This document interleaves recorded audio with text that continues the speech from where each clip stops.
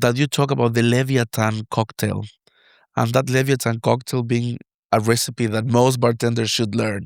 Why is that so important in your own experience about the Leviathan cocktail?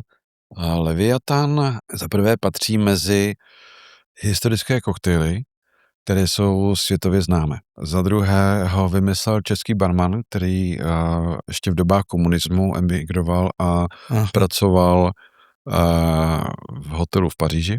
Tam ho vymyslel, takže je to de facto hold jakoby českým stopám v zahraničí, protože se z něčeho obyčejného, což byl de facto obyčejný, svým způsobem obyčejný koktejl, stal světový fenomén a stojí za ním český barman.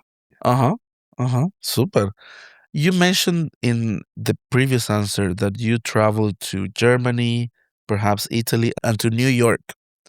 What is the influence of New York in the way you do this business, particularly in Tretter?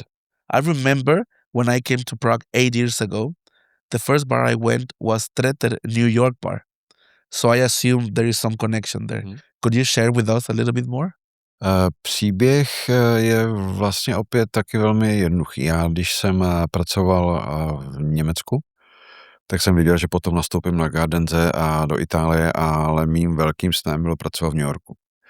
Úplně shodou náhod se to podařilo, protože jsem potkal ve vlaku jednu slečnu, která jela do Frankfurtu na letiště, Američanka.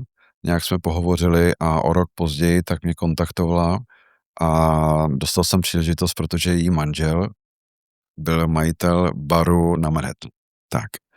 Takže takováhle pohádka se vlastně stala.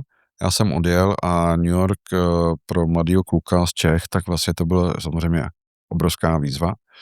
A město New York je okouzlující. Já jsem pracoval, vlastně skončil jsem v roce 95 s tím, že vlastně od té doby jsem tam byl, pravidelně jsem tam jezdíval, takže já jsem byl spoustukrát v New Yorku a znám jeho proměny a tak. A genius loci toho města je, že prostě žije. Další věc je ta, že v definicích typu baru, když otvíráte bar, tak můžete mi napsat, že to je cocktail bar, ano, ale jsou ještě takový jakoby podtextový přívlastky s tím, že nebo Manhattan je tak, anebo tak, takhle jsou vlastně ulice. A my, když jsme dostali příležitost otevřít podnik, tak to byla taková nudle dozadu, s tím, že jsem tam postavil dlouhý bar a říkám, to je jako takový opravdu jakoby newyorský podnik. A tenkrát se stalo to, že jsem nebyl přesvědčen, jakou barvu mají dnes zdi. Takže jsem letěl na 4 dny do New Yorku, protože jsem si řekl, že by jako barvy Tretters měly být bordeaux, zlatá a černá a nebyl jsem přesvědčen, že má být